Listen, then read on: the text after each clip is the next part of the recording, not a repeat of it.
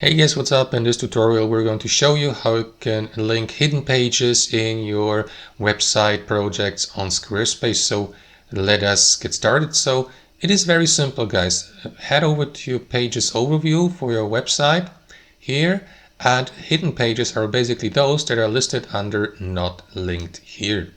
And you can link these with your main pages or pages from the main navigation, and also between each other. It is actually very simple. So let us go with the home page here. To customize and edit it, simply select it, click into edit in the top left, and after that simply browse through your page and head over to the section like, for example, that one here, and add a block by clicking into this button at the top left. Select text, and let me, for example, use that text box here and type in hidden page, for instance. And after that, what you want to do is simply highlight that word here and click into this button at the top, link. And after that, simply go through that navigation here.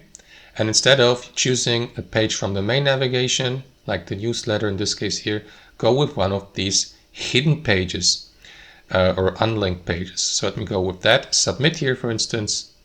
And that's basically it. You can also decide to open the link in a new tab, for example, to the hidden page, and that's going to do it. So if I, for example, click off, the hidden page will be linked. So you can save this here, and from now on, your viewers or online blog visitors will be redirected to the hidden page on your website by clicking into the given content here, which in this case here is this text box.